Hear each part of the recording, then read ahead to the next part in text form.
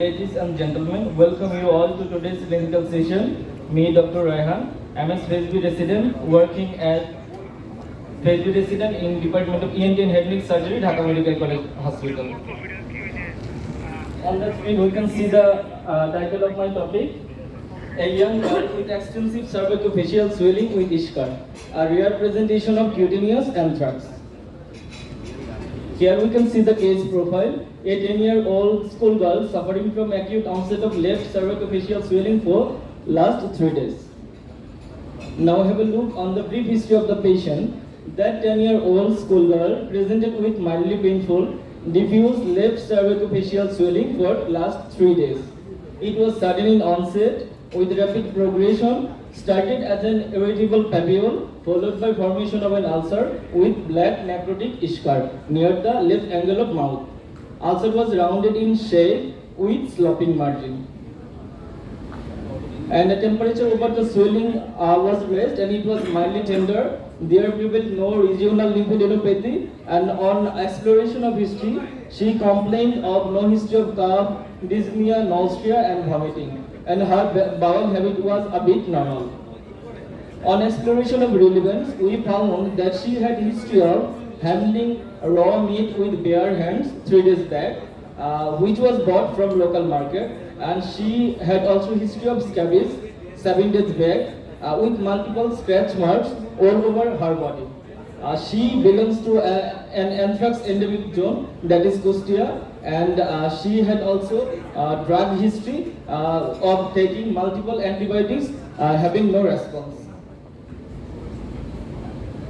With our strong clinical suspicion, we started our clinical workup, for which we immediately notified the concerned authority, that is IEDCR, and from the very start of our treatment protocol, we have keen concern over her general and specific measures.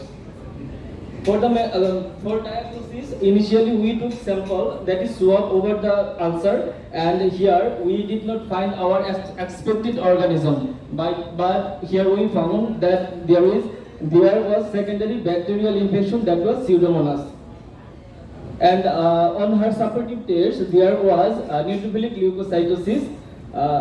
When we did not get our expected organism and we could not merge our diagnosis, for that we notified the IEDCR, and they immediately sent a team to Dhaka Medical College Hospital, and they suggested us to do RT-PCR from tissue sample, and the result was positive, that is Bacillus anthracis was present on the sample. From the very beginning of our treatment protocol, we had keen concern over her general and specific measures, and as general protocol, we started our journey with maintenance of adequate hydration and nutritional improvement, as well as we immediately did wound debridement with regular dressing. And for specific measure, we started capsule doxycycline 100 mg twice daily, and associated secondary bacterial infection, we started injection ceftazidime thrice daily.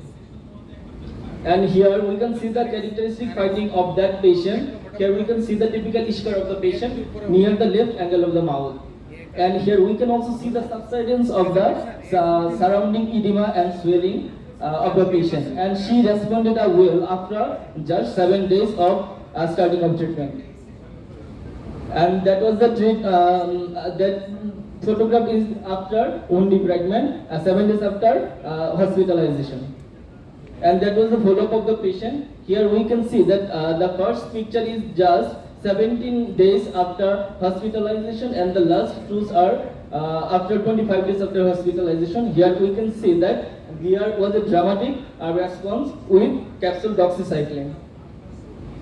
Now let's come to the discussion of the patient topic. As we know, anthrax, an agent of bioterrorism, the classical disease caused by aerobic gram-positive central spore-bearing Bacillus anthracis. Infection usually spreads through inhalation of spores, touch, and eating of infected meat. And anthrax in human can be divided into 3 forms, that is cutaneous, inhalational, and gastrointestinal.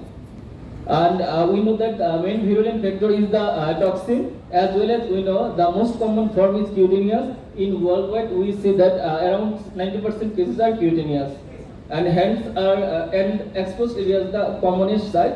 But in head neck region, we rarely see this condition. And if we want to know about the characteristic feature, then usually the patient started with a painless papule, who is then surrounded by edema erythema and ultimately transformed into an eschar after an initial incubation period of 2 to 5 days. And we know the untreated mortality of the bacillus anthracis is about 10 to 20%. Diagnosis is usually clinical with combination of laboratory testing like RT-PCR, as well as collection of sample for gram staining and culture sensitivity. We know RT-PCR is very sensitive and specific test, as it can detect even a small number of DNA, which cannot be done by culture or gram staining. And if I want to say about the treatment, that the antibiotics are the cornerstone of sterile treatment, and CDC has recommended the commonest antibiotic that are ciprofloxacin, doxycycline, and if there is any contraindication, then we may also use penicillin or erythromycin. And treatment duration is usually 7 to 10 days, but if there is any suspicion of bioterrorism or in severe cases, we may extend it up to 45 to 60 days. In our case, we see that the probable cause was history of handling raw meat, which was bought from a local market, and she has tried to process it with her mother. Probably the spores has entered into her body through the scabies scratch mark, and for which we started capsule doxycycline 100 mg BD and continued for 10 days. And with combination of treatment, the patient improved dramatically. But for complete healing, it took about 25 days, as there was a large tissue loss. In our established practice, the presentation can easily be misdiagnosed, as we are usually familiar with angioedema, Ladou's angina, or cellulitis, facial cellulitis. We hope this presentation will help clinicians to regard it as a differential diagnosis if a patient present with a cervicofacial swelling.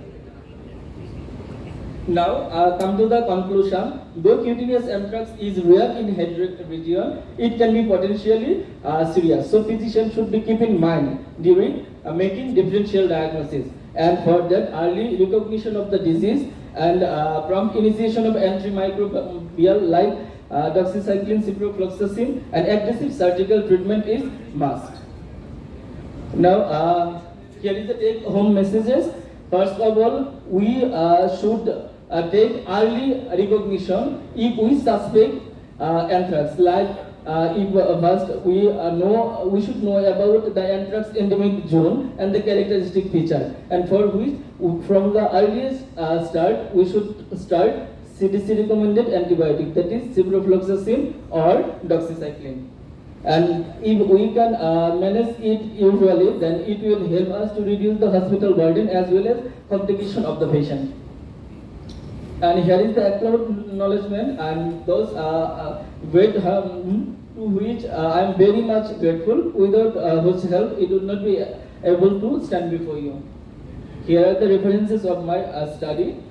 And thank you very much for your patience hearing. If you have any questions, you are welcome.